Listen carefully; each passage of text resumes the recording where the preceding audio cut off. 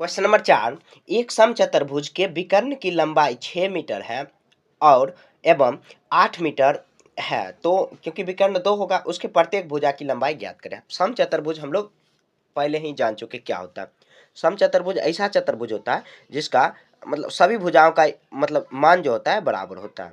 तो यहाँ पे देखिए हम लोग क्या कर सकते हैं, यहाँ पर ऐसे ये विकर्ण खींच देंगे और ये विकर्ण खींच देंगे, तो हम लोग ए बी और सी डी ये समचतुर्भुज मान लेंगे। समचतुर्भुज ऐसा चतुर्भुज होता है जिसका सभी भुजाओं का मतलब कि लंबाई समान होता है। ठीक है, तो हम लोग ये पढ़ चुके हैं ये सब चीज। देखिए एक भुजा का मतलब एक विकर्ण की लंबाई 6 मीटर दिया हो, तो यहाँ पे देखिए यहाँ तक जो टोटल दिया हो 6, तो हम लोग इतना दूर 3 मान सकते हैं। 3 सेंटीमीटर नहीं मीटर मान देंगे, मीटर लिखा हुआ, तो यहाँ पर इतना तक 3 मीटर आ जाएगा। और एक यहाँ पर कितना आ जाएगा, यहाँ पर एक 4 मीटर आ जाएगा क्योंकि 8 है, और यहाँ पर 4 मीटर, क्योंकि देखिए 90 डिग्री पर इसका कटान बिंदु होता है। मतलब 90 डिग्री पर थोड़ा अच्छे से बना लेंगे तो 90 डिग्री पर आ जाएगा, ऐसे बनेगा। तो यहाँ पे 90 डिग्री, ये भी हम लोग पढ़ चुके हैं। समचतुर्भुज की मतलब जो विकर्ण होती है वो 90 डिग्री पर काटती है, समकोण पर काटती है। तो यहाँ पे देखिए, तो ये इतना हो जाएगा। तो अगर मान लीजिए इसको हम लोग अगर बाहर निकाल लिए ऐसे ऐसे करके, एक बाहर अगर ऐसे निकाल लिए, तो यहाँ पे देखिए ये 90 डिग्री बन रहा है यहाँ पर, और एक यहाँ पर जो बन रहा ये बन रहा है ये।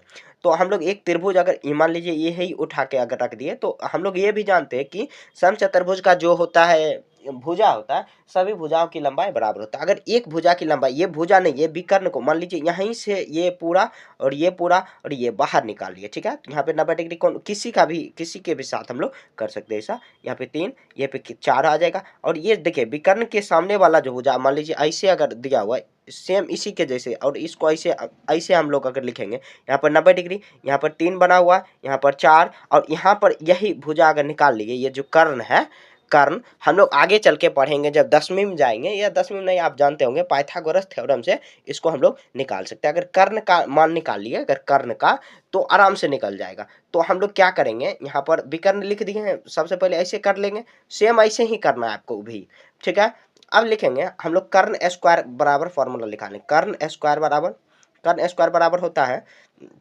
लंब स्क्वायर प्लस आधार स्क्वायर। अब कर्ण लंब क्या होता है, लंब जो होता है 90 डिग्री के साथ जो बना हो उसको लंब कहते हैं, और आधार जो नीचे वाला, तो कर्ण का स्क्वायर 4 करेंगे, और यहाँ पर कितना करेंगे, ये 3 का स्क्वायर करेंगे, तो 4 4 16, यहाँ पर 9, तो कितना आ जाएगा 25, यहाँ पर 25 मीटर। ये जो स्क्वायर है दिया हुआ सब ऊपर में यहाँ पर चढ़ा देंगे, ठीक है। तो यहाँ पे देखिए ये 5 का यहाँ पे कट जाएगा, तो 5 मीटर आ गया, 5 मीटर, तो ये 5 मीटर आ गया, लिखेंगे।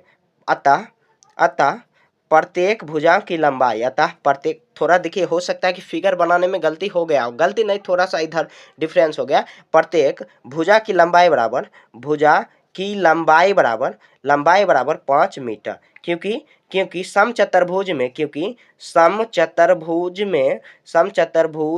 के सभी भुजाओं की लंबाई समान होती है, सभी भुजाओं की